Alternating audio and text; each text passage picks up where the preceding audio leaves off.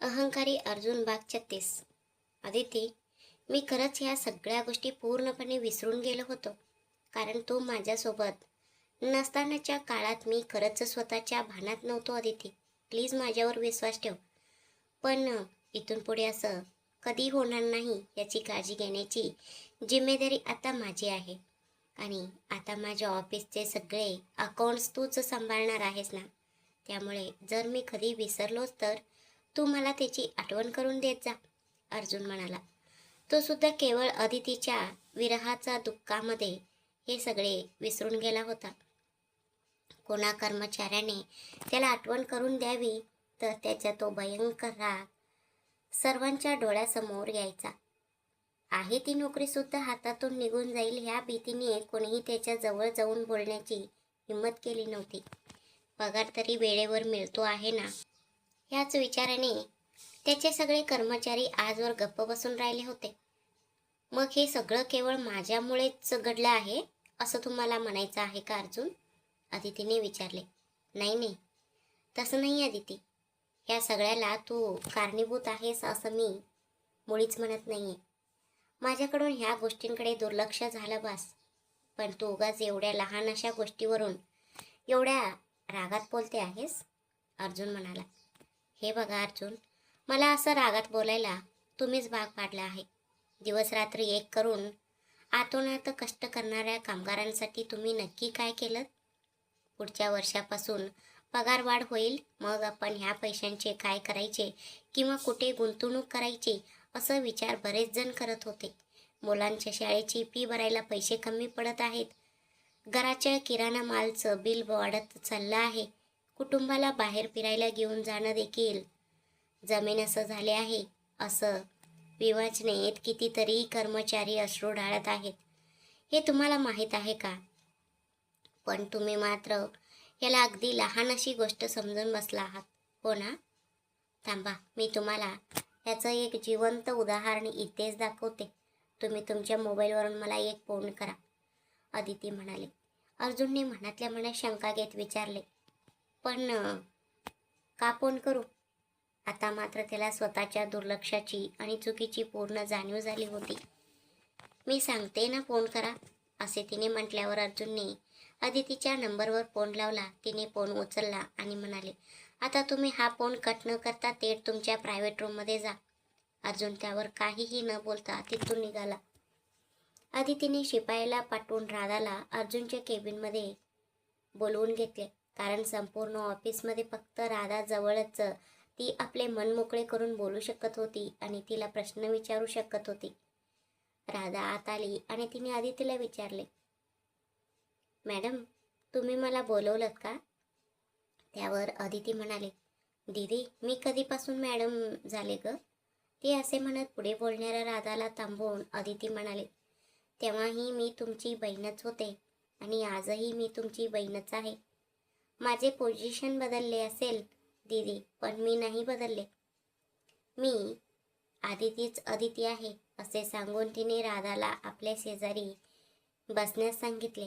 राधा देखील येऊन अदितीच्या शेजारी बसली. दीदी, बॉस इथे नाहीत. आता मी अकाउंट्स डिपार्टमेंटची हेड म्हणून काम सांभाळत आहे.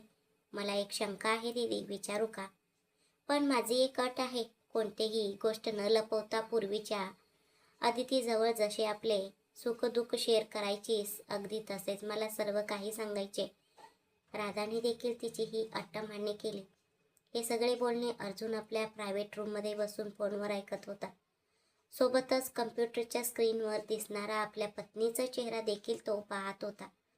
सांग दीदी, राधाने विचारले. दीदी, अर्जुन सरांनी गेल्या 2 वर्षापासून कोणालाही बोनस का दिला नाही आणि पगारसुद्धा का वाढवला नाही? अदितीने विचारले. बघा दीदी, तुम्हाला खरं बोलावं लागेल, नाहीतर तुम्हाला माझी शपथ आहे, असे अदिती म्हणाले. ते अदिती, गेल्या 2 वर्षापासून अर्जुन सर खूप जास्त रागात असायचे. त्याचं कारण मात्र आम्हा कोणालाच माहीत नाही. जेव्हा कधी कोणी काही विचारण्यासाठी त्यांच्याकडे जायचं तेव्हा ते थेट वरडून आणि रागावून त्याला हाकलून लावायचे.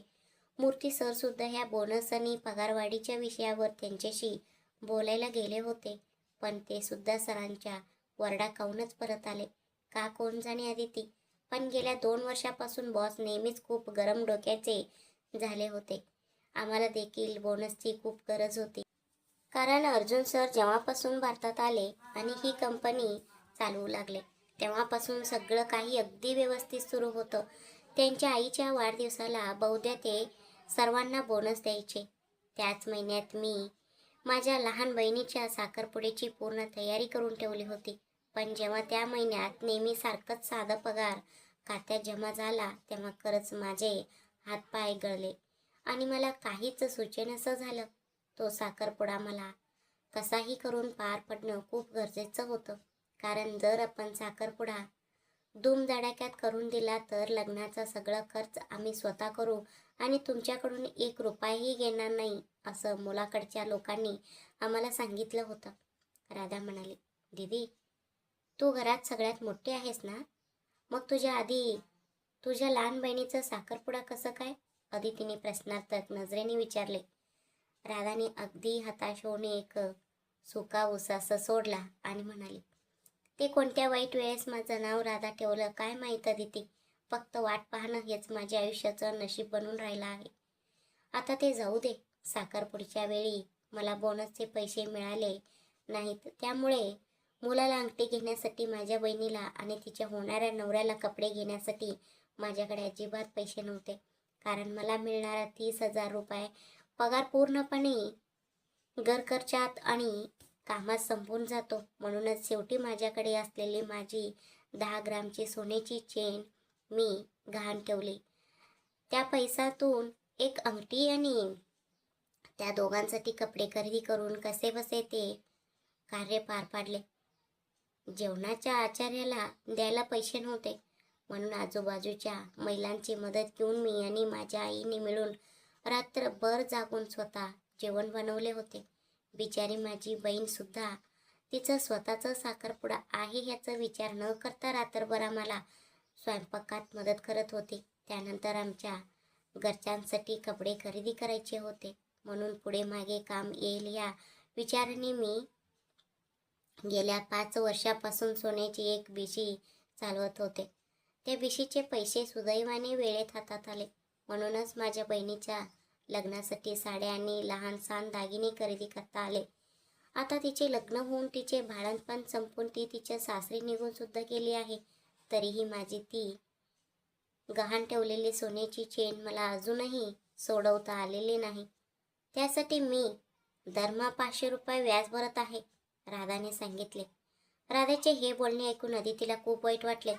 पण अर्जुनच्या एका दुर्लक्षामुळे किती मोठी समस्या निर्माण झाली होती हे आता त्याला स्वतःला देखील समजले होते. त्याने लगेच फोन कट केला आणि अकाउंट्स डिपार्टमेंटला फोन लावून आदेश दिला की या महिन्यात सर्व कर्मचाऱ्यांना त्यांच्या पगारवाढीस रक्कम बोनस म्हणून देण्यात यावी आणि सोबत 5,000 रुपये वाढवून देण्यात यावे. इकडे अर्जुनचा फोन कट झाल्याचे पाहून आदिती राधाला म्हणाली, सॉरी दीदी, अर्जुन यांच्यामुळे तुम्हाला एवढा मोठा त्रास सहन करावा लागला त्याबद्दल. इथून पुढे मी असं काहीही होऊ देणार नाही, समजलं ना. मी ह्याबद्दल अर्जुन यांच्याशी स्वतः बोलेन आणि तुम्हाला लवकरात लवकर बोनस मिळवून देईन. राधा देखील म्हणाले, थँक्स अदिती, इतक्या वर्षात कमीत कमी तू तरी मला हा धीर दिलास. असे बोलून राधा तिथून उठून निघून गेली. ती जाताच अर्जुन केबिनच्या आत आला तेव्हा आदिती हात बांधून अर्जुनकडे रागाने पाहत होती. तो थेट अदितीजवळ आला आणि तिला घट्ट मिठी मारली. आय एम सॉरी अदिती, मला माझ्या चुकीची पूर्ण जाणीव झाली आहे. मी ती चूक आत्ताच्या आत्ता सुधारण्याचे आदेश दिले आहेत. हे ऐकून अदितीला देखील मनातल्या मनात आनंद झाला. मला तुम्हाला कधीही दोषी किंवा अपराधी म्हणून पाहायला आवडणार नाही अर्जुन. प्लीज तुम्ही आमच्या कर्मचाऱ्यांच्या बाबतीत असं बेजबाबदारपणा पुन्हा करू नका, असे सांगून तिने त्याला शांत केले. अर्जुनने देखील तिला शब्द दिला की ठीक आहे, इथून पुढे माझ्याकडून अशी चूक पुन्हा होणार नाही याची पूर्ण काळजी घेईन. तितक्यात शिपाईने म्हणजे पिऊनने दरवाजा खटखटावला. त्यामुळे ते दोघे एकमेकांपासून थोडे दूर झाले. अर्जुन आपल्या खुर्चीवर जाऊन बसला तर अदिती त्याच्या समोरच्या खुर्चीवर बसली. आत्या, अर्जुन म्हणाला, सर तुम्हाला भेटण्यासाठी मनू सर आले आहेत, शिपाईंनी सांगितले. मनू? तो कशासाठी आला आहे? असा विचार करत अर्जुन म्हणाला, ठीक आहे, त्यांना आत पाठवून दे. अर्जुन, हे मनू नक्की कोण आहे? आदितीने उत्साहाने विचारले. तो आधी आपल्याच ऑफिसमध्ये काम करत होता. पुढे उच्च शिक्षणासाठी म्हणजे मास्टर्स करण्यासाठी त्याने शैक्षणिक कर्ज म्हणजे एज्युकेशन लोन मंजूर करून घेतले होते. ते कर्ज मंजूर होताच तो पुढच्या अभ्यासासाठी परदेशात निघून गेला होता. आता त्याचे शिक्षण पूर्ण झाले आहे असे दिसते, म्हणूनच तो कदाचित सहज भेटण्यासाठी आला असावा.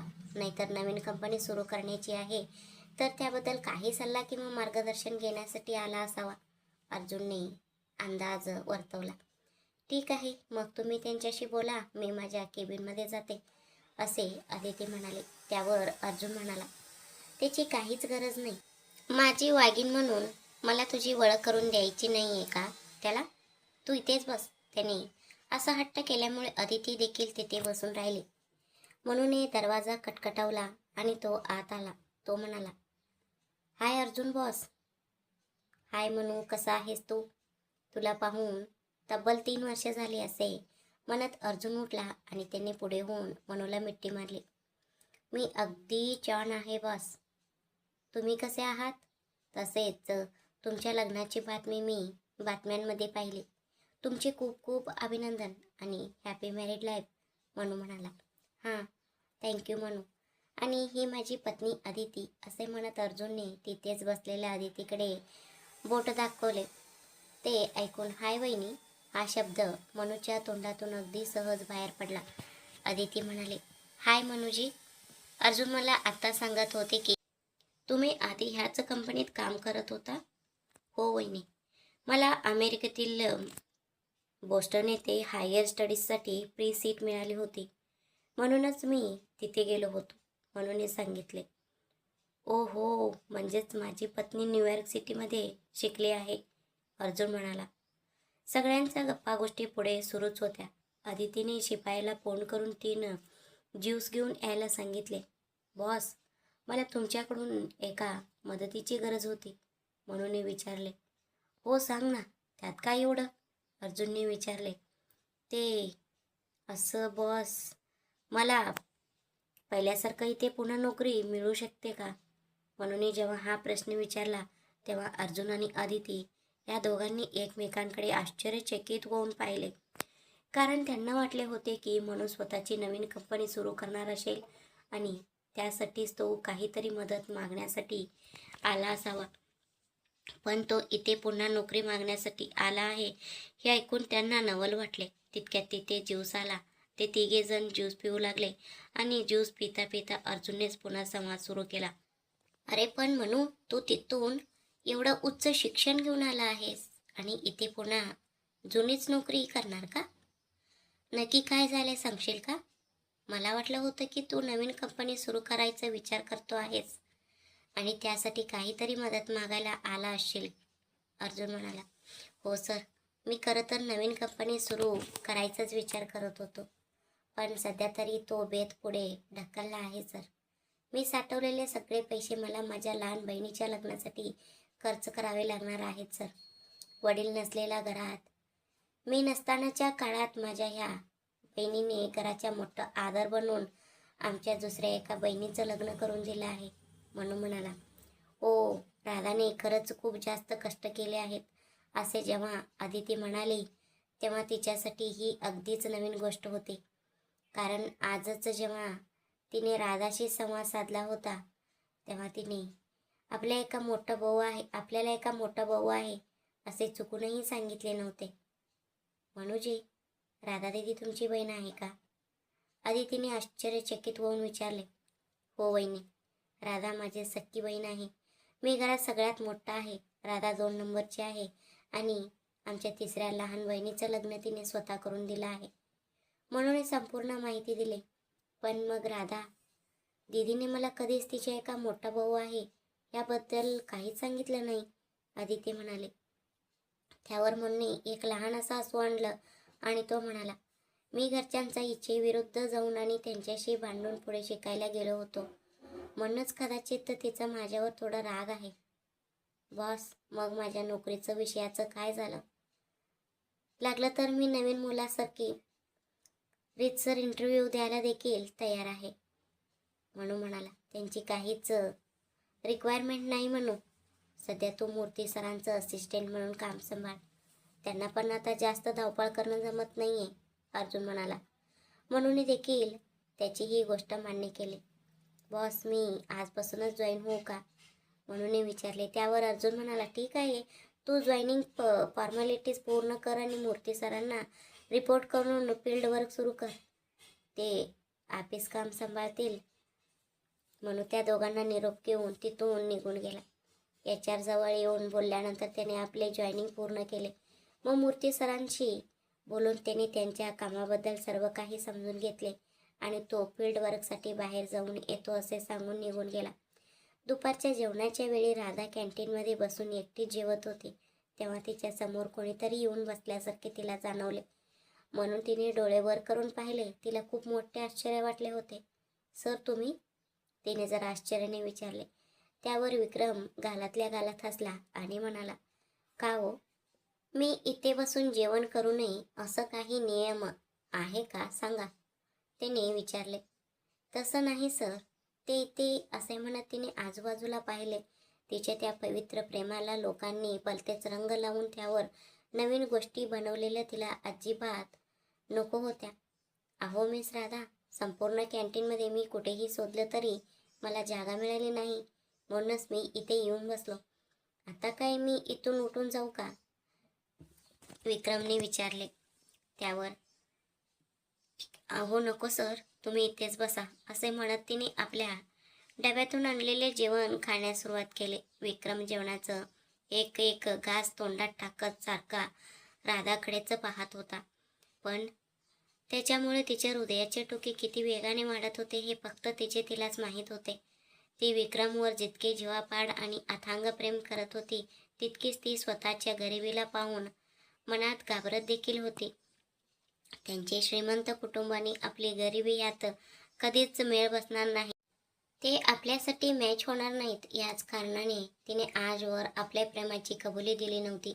ती विक्रमच्या आठवणीत एखाद्या विरही राधेसारखीच जगून राहिली होती. राधाने पटापट आपले जेवण संपवले आणि ती पाणी पिऊ लागली. पाणी पिताना अचानक तिला ठसका लागला आणि ती जोरात खोकू लागली. ते पाहून विक्रम लगेच उठला आणि तिच्या शेजारी येऊन बसला. सावकाश राधा, असे म्हणत त्याने तिच्या पाठीवर आणि डोक्यावर हलकीशी ताप मारली. त्याच्या ह्या स्पर्शाने राधा अगदी दगडासारखी जागच्या जागी खिळून राहिली. इकडे केबिनमध्ये अर्जुनला जेवण वाढून स्वतः देखील जेवत असलेल्या अदितीला पाहून अर्जुनने तिला स्वतःच्या हाताने घास भरवला आणि सोबतच एक किस देखील केले.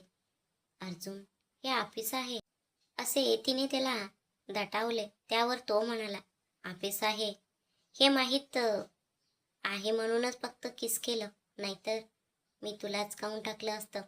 त्याचं ह्या बोलण्याने अदिती खूप लाजली. तिचे गाल लाल झाले आणि तिने मान खाली घातली.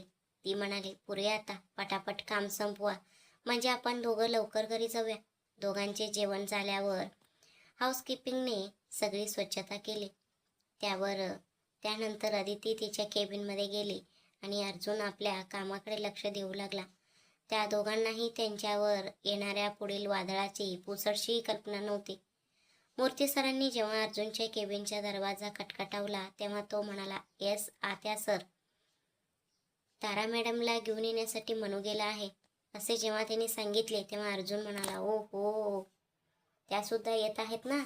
त्यात त्यांनी माझ्याच घरात राहण्याची कंडिशन घातली आहे. ठीक आहे सर, मग आदित्यांना ते तिथेच घेऊन यायला सांगा. त्यांच्याशी आधी बोलून घेतल्यानंतर मी त्यांना इथे जवळच्याच एखाद्या अपार्टमेंटमध्ये ठेवायचं की आमच्या घरी घेऊन जायचं ते मी ठरवतो असे म्हटल्यावर मूर्ती सरांनी होकार दिला आणि मनूला फोन करून त्यांना थेट ऑफिसमध्ये घेऊन येण्यास सांगितले.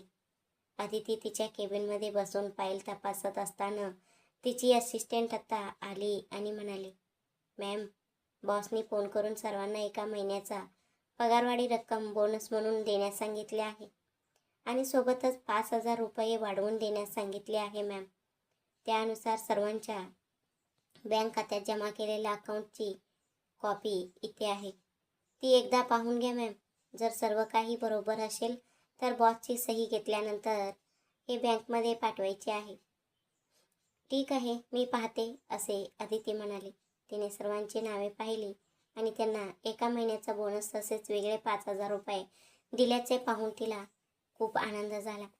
पुढे जाताना पायऱ्यांची मदत घ्यायची आणि नंतर त्याच पायऱ्यांना लाथ मारायची. हे चुकीचं आहे अर्जुन, म्हणूनच मी ही दंडाची रक्कम तुमच्याकडून वसूल करत आहे.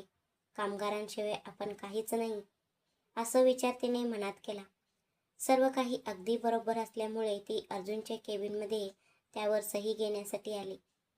अर्जुन लॅपटॉपमध्ये पूर्णपणे बुडून गेला होता. हे पाहून तिने त्याला हाक मारली. अर्जुन, त्या आवाजाच्या दिशेने पाहत तो आपल्या खुर्चीला टेकून बसला आणि हसत म्हणाला, काय मॅडम, तुम्हाला माझ्याशिवाय 1 तास देखील राहणं कठीण जात आहे का? जर तसं काही असेल तर सांगा, आपण त्याची देखील काहीतरी व्यवस्था करूया, असे म्हणत तो उठून उभा राहिला आणि त्याने अदितीला मिठी मारली. अदितीने देखील अर्जुनला घट्ट मिठी मारली आणि म्हणाले, लव्ह यू अर्जुन. अर्जुनने अदितीला स्वतःपासून थोडे दूर केले आणि विचारले, काय म्हणालीस? आणखी एकदा सांग ना. तिने त्याला थोडे मागे ढकलले आणि म्हणाले, असं सारखं सारखं सांगता येत नाही Arjun. Golden words cannot be repeated. म्हणजे सोनेरी शब्द पुन्हा पुन्हा सांगायचे नसतात, असे म्हणत तिने अर्जुन समोर ती फाईल ठेवली आणि म्हणाली, यावर तुमची सही हवी आहे. ही कोणती फाईल आहे, असे विचारत अर्जुनने आपल्या पत्नीला सोडले नाही. तो तिला तसंच मिठीत धरून तिच्या गळ्यावर आपले तोंड टेकून बसला होता. आहो, पुरे करा आता तुमचा हा खोडकरपणा. हे ऑफिस आहे, आपली रूम नाही. घरी गेल्यानंतर तुम्हाला जे करायचं ते करा. आता तरी काम करू द्या. तुम्ही जर असेच वागणार असाल तर इथून पुढे मी तुमच्या केबिनमध्ये अजिबात येणार नाही. माझी असिस्टंट येत जाईल, असे तिने सांगताच, दिस इज टू मच आहे अदिती, असे तो म्हणाला. त्याने ती आणलेली फाईल एकदा तपासली आणि त्यावर साईन केली. अर्जुन, संध्याकाळी 4 वाजत आले आहेत. किती वेळ म्हणून ह्या एसीमध्ये बसून राहणार आहात? थोडी तरी बाहेरची हवा नको का घ्यायला? असे म्हणत तिने खिडकी उघडली. ती जशी मोकळी हवा घेऊ लागली तशी अचानक ती दचकून मागे सरकली. काय झालं? अर्जुनने विचारले आणि तो अदितीजवळ आला. अर्जुन, डोळ्यात काहीतरी धूळ पडल्यासारखं वाटतंय, असे म्हणत तिने आपले डोळे बंदच ठेवले होते. अर्जुनने तिला स्वतःकडे ओढले. त्याने आपल्या बोटांनी तिचे डोळे हलकेच उघडले आणि हळुवारपणे पुंकर मारून डोळ्यातील तो कचरा बाहेर काढला. तितक्यात अर्जुनच्या केबिनमध्ये कोणतीही परवानगी न घेता थेट आत घुसलेल्या एका व्यक्तीने त्या दोघांना अशा अवस्थेत उभे असलेले पाहिले.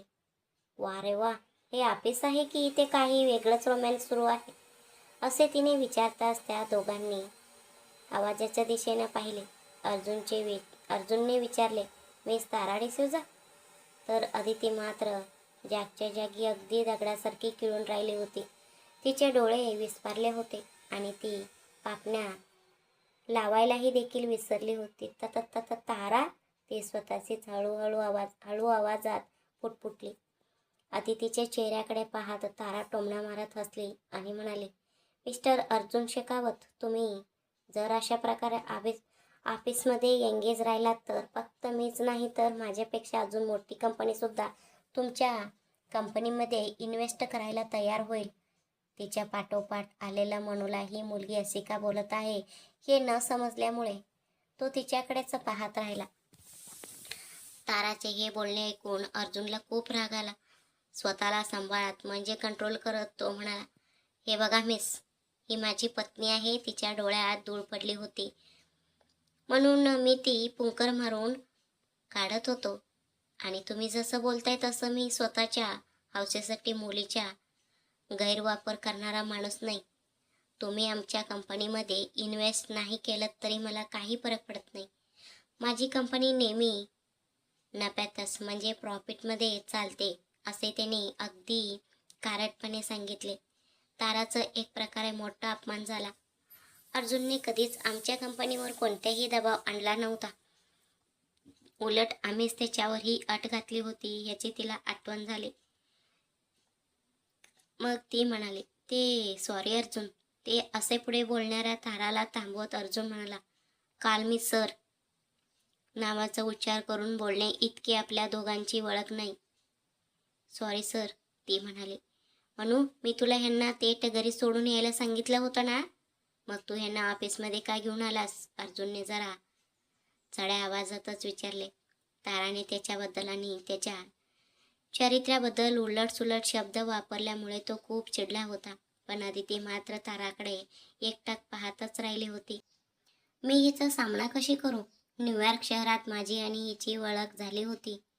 जॉनने मला प्रपोज केलं होतं हे मी अर्जुनला कसं सांगू? इतके दिवस न सांगता आता ताराला पाहिल्यानंतर जर मी हे सांगितलं तर अर्जुन माझ्याबद्दल काय विचार करेल असा विचार अदिती मनातल्या मनात करत होती. बॉस, मी यांना सांगितलं होतं, पण ह्या माझं ऐकायलाच तयार नव्हत्या आणि मला ऑफिस पाहायचंच आहे असं हट्ट धरून बसल्या सर. जर तुम्ही घेऊन जात नसाल तर मी स्वतः दुसरी कॅब बुक करून जाईन असं म्हणाल्या बॉस. म्हणूनच मी यांना इथे घेऊन आलो. म्हणू म्हणाला, मिस तारा, आमचं घर तुम्हाला आवडेल की नाही काय माहीत. तुम्ही आता सुद्धा कोणत्याही विचार न करता तोंडाला येईल तसं बोलत आहात. माझ्या घरी माझी आई नियम, सोळे, ओवळे आणि परंपरा मानणारी आहे. तुम्ही जर अशा वागणार असाल तर आमच्या घरी तुमचं राहणं कठीण होऊ शकतं. अर्जुनने अगदी तिखट शब्दात सुनावले. सर सॉरी, मी तसं बोलायला नको होतं, पण मला एकटं राहण्याची खूप भीती वाटते सर. म्हणूनच मी तुमच्या घरी राहण्याबद्दल सांगितलं होतं. तुमच्या आई जसं सांगतील तसं मी अगदी तशीच राहीन सर. असे म्हणत तिने मनातल्या मनात विचार केला, तुझी आई कोणत्या प्रकारची आहे हे समजल्यानंतरच ना मी माझी खरी केळी केळू शकेन मिस्टर अर्जुन. असा विचार करत ती मनातल्या मनात जळत होती. ठीक आहे, जशी तुमची इच्छा, पण तुमच्यामुळे आमच्या घरातल्या कोणत्याही सदस्याला अजिबात त्रास झाला नाही पाहिजे असा वॉर्न अर्जुनने दिला. ओके सर, मी निघते आता, असे म्हणत ती तिथून निघून गेली. ती गेल्यानंतर अदितीच्या पोटात मात्र भीतीचा गोळा आला होता आणि तिला खूप अस्वस्थ वाटत होते. तरीही मनातील भाव लपवत ती म्हणाली, अर्जुन, मी माझ्या केबिनमध्ये जाते. त्याच्या उत्तराची वाट न पाहता ती थेट तिच्या केबिनमध्ये गेली आणि तिथे ठेवलेले पाणी गटागट पिऊन स्वतःला सावरले. तिने लगेच विकासला फोन लावला आणि म्हणाले, दादा, तारा आली आहे रे. त्यावर कोणत्या ताराबद्दल बोलतेस अदिती? असे विकासने विचारले. तो तारा कोण आहे हे पूर्णपणे विसरून गेला होता. दादा, अरे तीच न्यूयॉर्क सिटीत आपण जेव्हा राहत होतो तेव्हा आपली जॉन सोबत ओळख झाली होती ना, त्याची बहीण तारा, तिने आठवण करून दिली. हे ऐकून विकासला देखील खूप मोठा धक्का बसला. काय? ती कशासाठी तिथे आली आहे? विकासने विचारले. दादा, ती आपल्या कंपनीची इन्व्हेस्टर आहे असं सांगत होते. ते दुसरे कोणी नसून तारा ग्रुप ऑफ कंपनीचा जॉन आहे. पण अर्जुनने नाव न सांगता फक्त गुंतवणुकीचा विषय सांगितला होता, म्हणूनच हा सगळा गोंधळ झाला. मी जॉनचा हा विषय पूर्णपणे विसरून गेले होते आणि अर्जुनला काहीच सांगितले नव्हते. पण आता जर मी हे त्याला सांगितले तर तो हे कसं स्वीकारेल? मला काही समजत नाहीये दादा. इतके दिवस न सांगता आता ताराला पाहिल्यानंतर सांगते आहे असे जर त्याला वाटले तर? मी त्याला फसवलं असं जर अर्जुन म्हणाला तर दादा, मी खरंच जिवंत असूनही मेल्यासारखीच होईन, अदिती म्हणाली. तिला आता अर्जुनला गमावून बसण्याची खूप खूप मोठी भीती वाटू लागली होती. अदिती, शांत हो, काहीही होणार नाही. अर्जुनच्या तुझ्यावर पूर्ण विश्वास आहे. कोणी काही सांगितले तरी ते इतक्या सहजपणे त्यावर विश्वास ठेवणार नाहीत. योग्य वेळ पाहून हा सगळा विषय अर्जुनला सांगून टाक. भूतकाळात संपलेलं प्रकरण उगाच कशाला आठवायचं म्हणून मी आधी सांगितलं नव्हतं असं त्याला सांग. तो नक्कीच समजून घेईल. विकासने जेव्हा तिला ह्या सगळ्या गोष्टी अगदी सविस्तर आणि शांतपणे समजावून सांगितल्या तेव्हा आधी तिला देखील त्याचे म्हणणे पटले. ठीक आहे दादा, मी असंच करते, असे म्हणून तिने फोन कट केला. दुसरीकडे मनू जेव्हा ताराला घेऊन अर्जुनच्या घरी आला तेव्हा रमा आणि शकुंतला दोघीजणी बागेत पूजेसाठी फुले तोडत होत्या. मनूला पाहून शकुंतला म्हणाल्या, अरे मनू, कधी आलास रे परदेशातून? असे विचारत त्यांनी त्याच्या शेजारी उभी असलेल्या मुलीला पाहिले आणि विचारले, ही कोण आहे? तुझी बायको आहे का? हे ऐकून ताराला खूप राग आला, तर मनू मात्र थोडं गोंधळला. अहो नाही मॅडम, अर्जुन बॉस म्हणाले की हे आपल्या घराच्या गेस्ट आहेत, मनूने स्पष्ट केले. ते ऐकून शकुंतला ह्यांना त्या दिवशी अर्जुनने सांगितलेले बोलणे आठवले. हो, हीच आहे का ती? असं विचार करत त्यांनी विचारले, काय बाळा तुझं नाव? माझं नाव तारा आहे, असे म्हणत तिने पुढे होऊन शकुंतला ह्यांचा पाया पडून आशीर्वाद घेतला. उठ बाळा, चांगलं होईल तुझं, असे म्हणत त्यांनी घरातील कामगाराला हाक मारली आणि सर्व सामान गेस्ट रूममध्ये ठेवण्यास सांगितले. तारा तिच्या खोलीत आली आणि स्वतःशीच म्हणाली, अखेर अदितीचं आयुष्य उद्ध्वस्त करण्यासाठी आणि तिची सुख शांती हिरावून घेण्यासाठी मी माझं पहिलं पाऊल टाकलं आहे. अदिती, आता इथून पुढे तुझं काउंटडाऊन सुरू झाला आहे बघ. माझ्या भावाचं आनंद हिरावून घेणारी तूच आहेस. तू अशी सुखात राहताना मी कधीच पाहू शकत नाही. असा कुटील विचार तारा मनातल्या मनात करत होती. अर्जुन आणि अदिती दोघे जण संध्याकाळी काम संपून जेव्हा घरी आले तेव्हा शकुंतला यांनी त्यांना सांगितले की त्यांनी ताराला गेस्ट रूममध्ये पाठवले आहे. अदितीच्या पोटात मातोंजाने आतापासूनच भीतीचा गोळा आला होता. कोणीही आले तरी अर्जुन माझ्यावरच विश्वास ठेवतील. आमचं नातं खूप घट्ट आहे, असं विचार ती स्वतःचे मनाला समजवण्यासाठी मनातल्या मनात करत होती. खोलीत आलेली अदिती फ्रेशअप होऊन कपडे बदलून खाली आली. तिने सर्वांसाठी कॉफी बनवली. सर्वांना कॉफी दिल्यानंतर ती स्वतः ताराला कॉफी देण्यासाठी तिच्या खोलीकडे गेले. पण घरातल्या इतर लोकांनी या गोष्टीकडे फार असं गांभीर्याने लक्ष दिलं नाही. ती नवीन आहे ना, त्यामुळे तिला तिथल्या वातावरणाशी जुळवून घ्यायला थोडा वेळ लागेल, असंच विचार सगळ्यांनी केला. तिने ताराच्या खोलीचा दरवाजा खटखटावला तेव्हा तारा म्हणाली, आत्या. ती मोबाईल पाहत होती. तिने मान वर करून पाहिले तर तिच्या समोर अदिती हातात कॉफीचं ट्रे घेऊन उभी होती. ते पाहून तारा उठून उभी राहिली आणि पुढे येत म्हणाली, काय अदिती मॅडम, त्या दिवशी माझ्या भावाने जेव्हा तुला प्रपोज केलं होतं तेव्हा तू जसं म्हणाली होतीस अगदी तसंच तू खरोखरच एका टॉप श्रीमंत माणसाशी लग्न केलं सोना. पण ह्यात एक लहान अशी दुरुस्ती आहे. ती म्हणजे तू माझ्या भावाला सांगितलं होतं की तुझं आधीच लग्न झालं आहे. पण खरं सांगायचं तर तुझं आणि अर्जुनचं लग्न होऊन अजून काही महिने देखील पूर्ण झालेले नाहीत. छी, तुझ्यासारख्या मुलीला मी वहिनीच्या रूपात पाहिलं होतं. तू माझी वहिनी व्हावीस अशी माझी इच्छा होती, पण तू पैशावाल्या माणसांना अगदी बरोबर जाळ्यात वडलंस बघ. माझ्या भावाकडे एवढे पैसे नाहीत हे समजल्यावर माझं आधीच लग्न झालं आहे असं खोटं सांगून तू भारतात आलीस आणि अर्जुनसारख्या टॉप श्रीमंत माणसाशी लग्न केलं सोना. खूपच छान, तारा म्हणाली. ताराचे हे बोलणे ऐकून अदितीला खरंच खूप वाईट वाटले.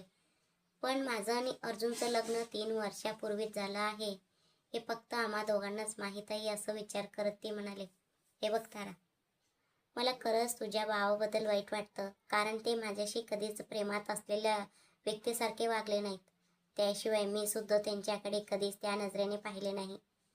त्या दिवशी अचानक येऊन त्यांनी मला प्रपोज केलं तर मी तरी काय करू शकणार होते सांग. तुला अजून एक गोष्ट माहीत आहे का? मला विकास दादांनी आधीच सावध केलं होतं. जॉनची नजर वेगळी आहे अदिती, त्याच्यापासून जितकं लांब राहता येईल तितकं लांब राहा, कारण तुझं आधीच लग्न झालं आहे असं दादा म्हणाला होता.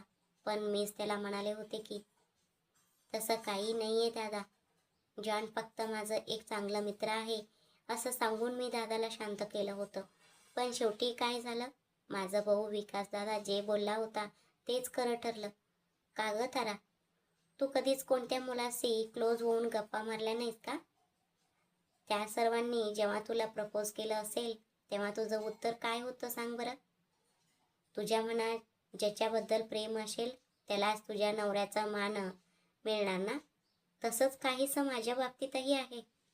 माझ्याशी मैत्रीने बोलणाऱ्या प्रत्येकाने येऊन जरा मला प्रपोज केलं आणि मी ते मान्य करून त्यांचा हात पकडून त्यांच्यासोबत फिरले असते, त्यांच्याकडून हवा तसं खर्च करून घेतला असता आणि नंतर ब्रेकअप केला असता, तर मी चांगली मुलगी ठरले असते का? अदितीने विचारले.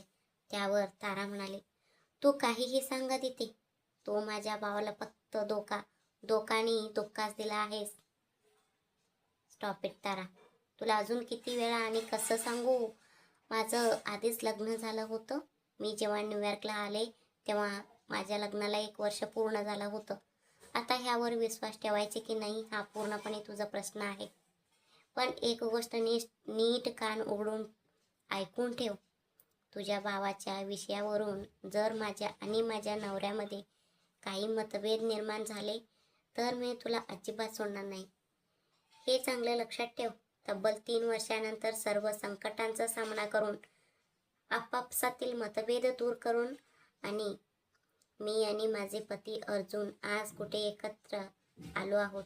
तुझ्यामुळे जर आमचा हा संसार मोडला तर मी माझं माणूसपण विसरून जाईन.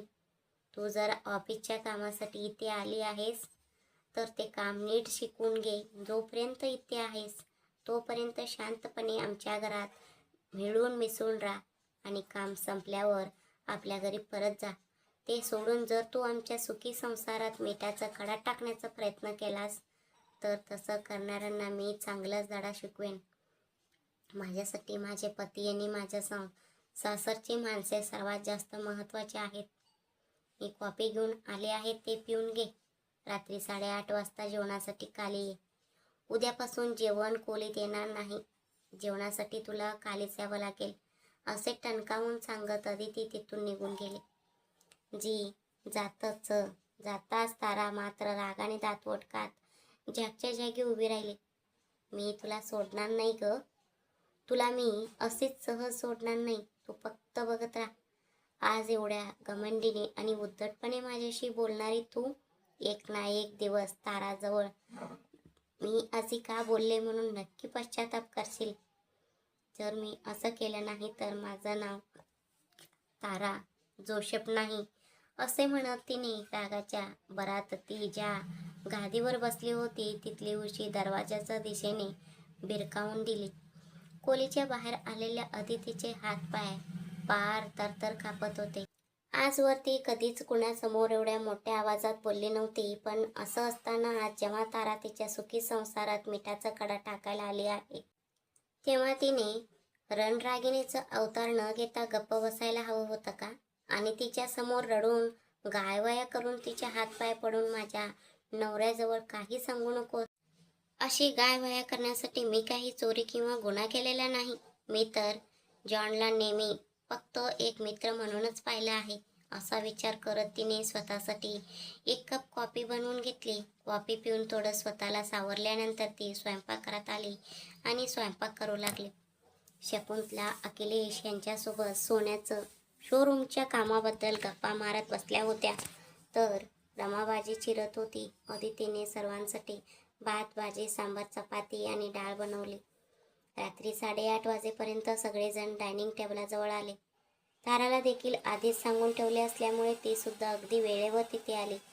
अदिती सर्वांना जेवण वाढण्यासाठी उभी राहिली. तेवढ्यात एक विचित्र योगायोग घडला आणि तारा येऊन थेट अर्जुनच्या शेजारी जेवायला बसले. पण घरातल्या कुणाच्याही या गोष्टीकडे फार असे लक्ष गेले नाही. सर्वांना जेवण वाढून झाल्यावर अदिती स्वतः देखील शेवटी तिथे जेवायला बसली. अदिती, तुझ्या हाताची चव मात्र कधीच बदलणार नाही बघ. माझ्या वहिनीने बनवलेला स्वयंपाक मी फक्त 1-2दाच खाल्ला होता. अगदी तशीच चव तुझ्याही हातात उरली आहे, असे शकुंतला म्हणाल्या. त्यांचे हे बोलणे ऐकल्यावर तारा म्हणाले, हो का आंटी? म्हणजेच तुमच्या वहिनीच्या हातांची चव अदितीला कशी काय येऊ शकते? असं कधी होऊ शकतं का? तिने विचारले. ताराने असा प्रश्न का विचारला हे अदितीला चांगलं माहीत होतं. आता सासूबाईचं काय ते उत्तर देतील असं विचार करून ती शांतपणे जेवत राहिली. हो बाळा तारा, तिच्या आईच्या हाताची चव तिच्यामध्ये उतरली आहे, शकुंतला म्हणाल्या. जेवत जेवत अचानक ताराचा ठसका उडाला आणि ती खोकू लागली. जेव्हा शेजारीच बसलेल्या अर्जुनने सावकाश मिस असे म्हणत तिच्या पाठीवर ताप मारली. आणि पिण्यासाठी पाणी दिले. ते पाहून अदितीला थोडी जलसी वाटली आणि तिने आपले तोंड वाकडे केले. का बाळा, काय झालं? शकुंतला ह्याने विचारले. काही नाही. तुमची वहिनी, तिची आई. तुम्ही काय काय बोललात आंटी? मला काही नीट समजलं नाही, तारा म्हणाली. अगं बाळा, माझी वहिनी म्हणजेच माझ्या मोठ्या भावाची पत्नी रेवती. त्यांचीच मुलगी ही माझी सून अदिती आहे. पण मला ही गोष्ट समजायला खूप उशीर झाला होता. मला हे सगळं समजेपर्यंत अदिती आम्हा सर्वांना सोडून खूप लांब निघून गेली होती, असे म्हणत शकुंतला ह्यांनी एक मोठा सुस्कार सोडला. आता ताराच्या मनात ह्याबद्दल आणखी जाणून घेण्याची उत्सुकता निर्माण झाली. कोणीतरी मृत्यू पावलेल्या व्यक्तीचे नाव सांगून ही मुलगी ह्या घराची सून कशी काय बनली नसेल, असा कुटील विचार तिने मनात केला. आंटी, मला नीट सांगा ना, मला खरंच माझी उत्सुकता आवरता येत नाहीये, ताराने विचारले. शकुंतला यांनी काही बोलण्याआधीच अर्जुन म्हणाला. मिस तारा, तुम्ही इथे ऑफिसचे काम शिकण्यासाठी आला आहात आणि तुम्ही फक्त तेवढंच केलं पाहिजे. ते सोडून तुम्ही आमच्या कुटुंबाच्या वैयक्तिक आयुष्यात न डोकावलात तर ते तुमच्यासाठीही चांगलं आहे आणि माझ्यासाठीही, असं वॉर्निंग जेव्हा त्याने दिला तेव्हा ताराचा चेहरा पार पडला. अखिलेश देखील म्हणाले. हो बाळा तारा, माझा मुलगा अगदी बरोबर बोलतो आहे. तू जोपर्यंत इथे आहेस तोपर्यंत एक गेस्ट म्हणून राहा. आमच्या घराच्या पर्सनल गोष्टीशी तुला काहीच देणं घेणं नसावं, असे म्हणत त्यांचे जेवण झाल्यामुळे ते उठून तिथून निघून गेले. मला माफ कर बाळा तारा, शकुंतला म्हणाल्या. चेहऱ्यावर खोटे हसू आणत इट्स ओके आंटी, असे म्हणत ती अर्धावरचं जेवण सोडून उठू लागली. तेवढ्यात तिला थांबवत अर्जुन म्हणाला. मिस तारा, आमच्या घरात ताटात अन्न सोडण्याची पद्धत नाही. ताटात जे काही वाढून घेतलं आहे ते संपूर्णच तुम्ही इथून जाऊ शकता, असे अर्जुनने सांगताच ताराला खूप मोठा अपमान वाटला. तिने कसेबसे आपले जेवण संपवले आणि ती तिथून निघून गेली. सर्वांसमोर ताराला खूप मोठा अपमान झाल्यासारखं वाटला होता. ती रागाने आपल्या खोलीत नागिनीसारखी इकडून तिकडे आणि तिकडून इकडे ये जा करत होती. अदिती, मी तुला मात्र अजिबात सोडणार नाही गो. तू फक्त बघत राहा मी तुझं काय हाल करते ते. तू जसं म्हणालीस तसं जर तुझं आधीच लग्न झालं होतं तर मग ते माझ्या भावापासून लपवून ठेवून तू त्याचा आनंद हिरवून घेतलास. त्याच्या पहिल्या प्रेमाला पायांनी लाथ मारून तू इकडे निघून आलीस. या एका गोष्टीसाठी तरी मी तुला असेच सहज सोडणार नाही ग, असे म्हणत तिने रागाने दात ओठ खाल्ले. तिने लगेच बेंगळूरमध्ये असलेल्या आपल्या एका मैत्रिणीला कॉल केला आणि अर्जुनच्या घरात घडलेला सर्व प्रकार तिला सांगितला. त्यावर ताराच्या मैत्रिणीने तिला काहीतरी सल्ला दिला आणि कॉल कट केला. ताराला देखील तिच्या मैत्रिणीने दिलेला तो सल्ला अगदी योग्य वाटला. अदिती जेव्हा खोलीत आले तेव्हा अर्जुन लॅपटॉपवर ऑफिसचे काम करत बसला होता. अर्जुनला पाहून मी ह्यांना ताराबद्दल सर्व काही कसं सांगू, ते ह्या गोष्टीचं कसं स्वीकार करतील, याच विचाराने ती खूप घाबरत होती. स्वतः कोणतीही चूक केली नसताना आता कुठेतरी रुळावर आलेल्या आपल्या संसारात दुसऱ्या कुणाचीही एंट्री व्हावी असे अदितीला मुळीच वाटत नव्हते. पण जर नशिबात असंच घडायचं लिहिलं असेल तर माणूस तरी त्याला काय करू शकणार. ती अर्जुनच्या जवळ आली आणि म्हणाली. अर्जुन, घ्या दूध, असे म्हणत तिने दुधाचा ग्लास त्याच्या हातात दिला. दुधाच्या ग्लास सोबतच हात पकडून तिला आपल्या मांडीवर बसवून घेत अर्जुन म्हणाला. काय मॅडम, एवढा उशीर करून आलात तर कसं होणार? नवऱ्याला कधी कोणी असं ताटकळत ठेवतं का, त्याने विचारले. अर्जुनचे हे प्रेमळ बोलणे ऐकून अदितीच्या मनातील भीती, काळजी सगळं काही क्षणात गायब झाला. तिला खूप निवांत वाटलं आणि तिने सुटकेचा श्वास सोडला.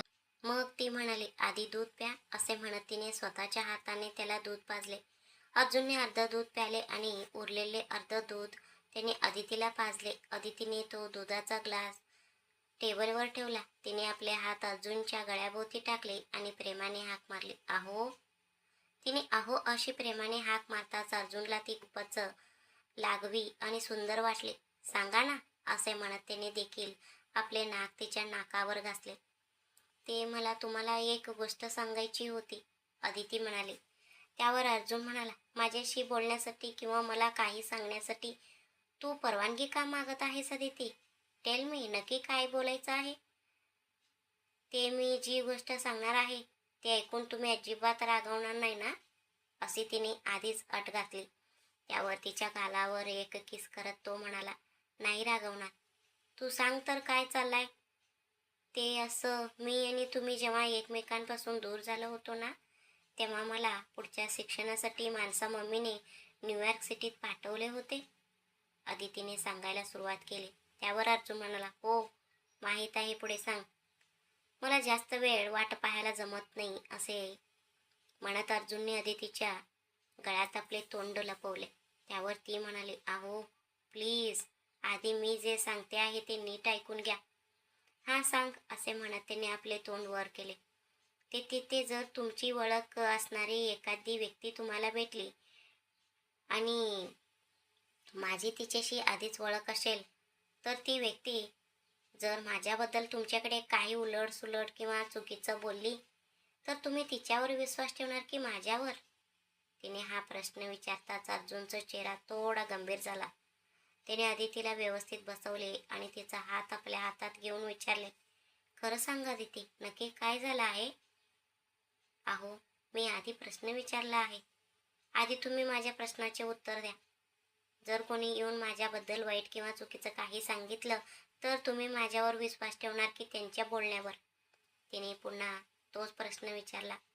अदितीच्या डोळ्यात एकटाक पाहत अर्जुन म्हणाला, न्यूयॉर्कमध्ये तू जरी कुणावर प्रेम केलं असतं ना, तरी मला त्याने काहीच फरक पडला नसता ग. मला फक्त तू हवी आहेस. तुला स्वतःपासून दूर करण्याचा तर प्रश्नच येत नाही. तुझ्याबद्दल बोलणारे हजार गोष्टी बोलतील, आय डोंट केअर. तू मनातून कशी आहेस हे मला खूप चांगल्या प्रकारे माहीत आहे. आईला जेव्हा सापाने चावा घेतला होता तेव्हा तो निर्दोष असूनही केवळ आपल्या कुटुंबात वाद किंवा मतभेद होऊ नयेत म्हणून स्वतःहून दूर निघून गेली होतीस. अशी त्याग करणारी तू असताना दुसऱ्या कोणाच्याही आयुष्याशी तू कधी खेळ खेळशील का? हे शक्यच नाही. आई, ट्रस्ट मी अदिती, असे अर्जुनने म्हणताच अदितीचे मन प्रेमाने भरून आले. थँक्स अर्जुन, असे म्हणत तिने स्वतःहून पुढे होऊन त्याच्या ओठांवर आपले ओठ टेकवले. मग अर्जुन तरी तिला कुठे सहज सोडणार होता. तिने आपल्या बायकोला स्वतःकडे वळून घेत ते चुंबन आणखीनच दीर्घ केले. तिचे नाजूक कंबर आपल्या हाताच्या विळक्यात घेत त्याने तिला मनसोक्त प्रेमाने जवळ केले. अदितीने देखील आपल्या पतीचं त्या स्पर्शाला भरभरून प्रतिसाद देत त्याला पूर्ण तृप्ती दिली. त्या दोघांचा हा रोमॅन्टिक प्रसंग संपेपर्यंत मध्यरात्र उलटून गेली होती. दोघे जण खूप थकल्यामुळे एकमेकांना घट्ट मिठी मारून तसाच गाढ झोपेत गेले. सकाळी नेहमीप्रमाणे लवकर जाग आली तेव्हा स्वतःची अवस्था पाहून तिला आदल्या दिवशीचे ते रोमॅन्टिक क्षण आठवले आणि ती म्हणाली. तिने आपल्या नवऱ्याचं चेहऱ्याकडे पाहिले. एखाद्या लहान बाळासारख्या निरागसपणे झोपलेल्या आपल्या नवऱ्याला पाहून ती मनात म्हणाली, तुम्ही किती प्रेमळ आहात हो. तुमच्या माझ्यावर असलेला हा विश्वास असंच कायम राहिला तर खूप होईल. खरं सांगायचं तर मी कोणतीच चूक केलेली नाही हो. पण इतके दिवस उलटून गेल्यानंतर आता हे सगळं तुम्हाला सांगायला मनात एक प्रकारची भीती वाटते आहे. माझ्यावर कुठे संशय घेऊन मीच जॉन सरांना फसवून पुन्हा तुमच्याकडे परत आले आहे असं विचार तुम्ही केलात तर खरंच मी जिवंत असूनही मेल्यासारखीच होईन अर्जुन, असे तिने मनातल्या मनात म्हटले. तिने अर्जुनच्या कपाळावर एक किस केला आणि त्याचे टी शर्ट अंगावर चढवून ती वॉशरूममध्ये गेली.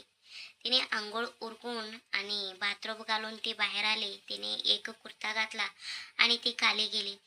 तिने सगळ्यात आधी घराचे मुख्य दार झाडून पुसून घेतले आणि तिथे सुंदर रांगोळी काढली. मग देवघरात येऊन पूजा संपवली आणि सर्वांसाठी कॉफी बनवली.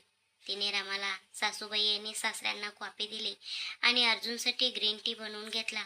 स्वतःसाठी एक कॉफी घेऊन ती त्याच्या रूममध्ये गेली. पण अर्जुन अजूनही झोपलेलाच होता. ते पाहून अदितीने टेबलावर तो ते ट्रेवला आणि अर्जुनला उठवत म्हणाले, अहो काय हे, उठा ना. सकाळी 7 वाजून गेले आहेत.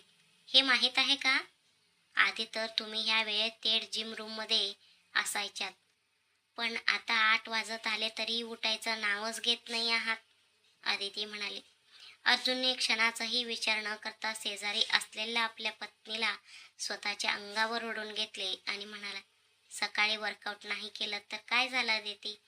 मध्यरात्रीपर्यंत आपण दोघांनी मिळून किती छान वर्कआउट केलं हो ना. तो खोडकरपणे म्हणाला. अर्जुनचे हे बोलणे ऐकून आदिती खूप लाजली. ती म्हणाली, अहो काय काही काय बोलताय तुम्ही? तुम्ही खूप आगाऊ आणि नको तसं बोलता, असे म्हणत तिने त्याच्या छातीवर हात ठेवून दूर सारण्याचा प्रयत्न केले. पण त्याने तिला आणखीनच स्वतःकडे वळवून घेतले. तिच्या ओठांवर एक लहान असे किस करत तो म्हणाला, आय लव्ह यू माझ्या सोन्या. सगळ्या बायका आपल्या नवऱ्याला प्रेमाने जवळ घेऊन उठवतात आणि तू मात्र मला असे बोलून बोलून उठवतेस. उद्यापासून असं करू नकोस हा. मला प्रेमाने लाडावून उठवत जा, तो म्हणाला. आदिती हसली आणि म्हणाली, ठीक आहे मालक. पुढच्या वेळेस मी तुम्हाला लाड करूनच उठवेन. आता लवकर उठा आणि हा ग्रीन टी प्या. मी कॉफी पिते, त्यानंतर मला नाश्ता बनवायला जायचं आहे. त्यावर ग्रीन टीचे एक घोट घेत तो म्हणाला, अदिती तू मसाला भात बनवून खूप दिवस झाले ना. आज नाश्त्याला तोच बनव. तिने होकार दिला आणि म्हणाले, ठीक आहे मालक, तुम्ही लवकर फ्रेश होऊन खाली या. नाश्ता करून आपण दोघे एकत्र ऑफिसला जाऊया, असे म्हणत ती दोघांचे ग्लास घेऊन तिथून निघून गेले. रमा नुकताच स्वयंपाकघरात आली होती. अदिती म्हणाली, आई आज मसाला भात बनवायचा आहे. तुम्ही मला भाजी चिरून द्या ना. मी तोपर्यंत मसाल्याचे पदार्थ भाजून घेते. इकडे सकाळी उठलेल्या ताराला अजून बेड कॉफी मिळाली नव्हती. ती उठून बसली आणि मनात म्हणाली, मी ह्या घरची गेस्ट आहे. माझ्या रूममध्ये कॉफी आणून दिली पाहिजे. एवढी साधी कॉमन सेन्स नाही आहे का यांना? असा विचार करत ती खाली आली. तेवढ्यात नुकतेच फ्रेश अप होऊन अखिलेश आणि त्यांच्या पत्नी तिथे येऊन बसले होते. पायऱ्यांवरून खाली उतरत असलेल्या ताराला पाहून शकुंतला यांनी आपले तोंड वाकडे केले. अखिलेश म्हणाले, मी बागेत बसून पेपर वाचतो, असे सांगून ते तिथून निघून गेले. कारण ताराने तिची पूर्ण मांडी दिसेल असा नाईट ड्रेस घातला होता. कांद्यावर फक्त एक बारीक पट्टी होती. खरं सांगायचं तर ती आंघोळ करून अंगाभोवती टावेल गुंडाळल्यासारखा तिचा तो ड्रेस दिसत होता. अदिती माझी कॉफी तू अजून माझ्या रूममध्ये का आणून दिली नाहीस? मी या घरची गेस्ट आहे हे विसरलीस का? असे तिने जरा चढ्या आवाजात विचारले. ते ऐकून स्वयंपाकघरातून आदिती बाहेर आली. तिने ताराकडे रोखून पाहिले आणि आपला चेहरा खराब म्हणजे वाकडा करत ती म्हणाले, ताराजी हे अब्रू आणि इज्जत जपणाऱ्या माणसांचं घर आहे. असे कपडे घालून संपूर्ण घरात फिरण्यासाठी हे काही तुमचं स्वतःचं घर नाही आहे. तुम्ही स्वतः सांगितल्याप्रमाणे तुम्ही या घरचा गेस्ट आहात, त्यामुळे व्यवस्थित अंगभर कपडे घालून वावरा. इथे सासरे आहेत, माझे पती आहे. असे कपडे घालून फिरण्यासाठी हे काही तुमचं घर नक्कीच नाही, असे अदितीने जरा कारटपणे बोलले. ताराचा एक प्रकारे मोठा अपमान झाला. तरीही ते मनात लपवून ती घमेंडीने आणि टोमणा मारत म्हणाले, अदिती पाहणाऱ्याची नजर जर चांगली असेल तर कोणी कोणतेही कपडे घातले तरी काही फरक पडत नाही. का ग, तुला तुझ्या सासऱ्यांवर किंवा तुझ्या नवऱ्यावर विश्वास नाही आहे का? मला माझ्या पतीवर किंवा सासऱ्यांवर विश्वास नाही म्हणून मी हे बोलत नाही आहे ताराजी. हे सुसंस्कृत संस्कारी माणसांचं घर आहे. इथे थोडे नम्रतेने आणि पद्धतशीरपणे राहावं लागतं. अंगभर कपडे घातले तर पाहणाऱ्या माणसाला तुमच्याशी आदराने बोलावेसे वाटेल. इतरांना तुमच्यामुळे संकोच वाटून त्यांनी तुमच्यापासून लांब पडू नये, एवढ्यासाठीच मी हे सांगितले. आता राहिले माझे सासरे. वयाने ते तुमच्या वडिलांसारखे आहेत. त्यांच्याबद्दल तुम्ही अविश्वासाची गोष्ट बोलतात, त्यावर मी काय बोलू? आणि माझे पती, ते तर एखाद्या दगदगत्या अग्नीसारखे आहेत. जास्त जवळ गेलात तर पार जळून खाक व्हाल. माझे पती अर्जुन हे अरुंधती वसिष्ठ नक्षत्रासारखे आदर्श आणि एकनिष्ठ आहेत. ते नावाने आणि गुणाने दोन्हीने सारखेच आहेत. एका झटक्यात जाळून टाकतील. हजारो मुलींच्या घोळक्यात उभे राहिले तरी माझे पती फक्त स्वतःच्या स्वाभिमानात राहतील. उलट आपलं मन चंचल करून ते दुसऱ्या कोणत्याही मुलीकडे डोळे वर करून देखील पाहणार नाहीत. तुमची कॉपी ना मी आणून देते, पण उद्यापासून असं कपड्यांमध्ये सगळ्यांसमोर येऊ नका. आमच्या घरात फक्त घरच्या लोकांनाच त्यांच्या रूममध्ये कॉफी नेऊन देण्याची सवय आहे. गेस्टनी सकाळी कॉफीच्या वेळी स्वतः येऊन कॉफी प्यायची असते, असे ती सांगतच होती. तेवढ्यात रमाने स्वतः कॉफी बनवून आणून दिली. अदितीने ती कॉफी हातात घेतली आणि म्हणाली, घ्या, ही तुमची कॉफी. तुमच्या रूममध्ये बसून ती प्या आणि ऑफिससाठी तयार होऊन येताना हा ग्लास विसरू नका. तसेच ऑफिसला देखील अगदी वेळेवर यायचं आहे, असे अदितीने सांगताच तारा म्हणाली, मग मला पण तुमच्या सोबतच घेऊन चला की. तर मग अदिती ताराला स्वतः सोबत घेऊन जाणार का? अर्जुन ह्या गोष्टीला परवानगी देईल का?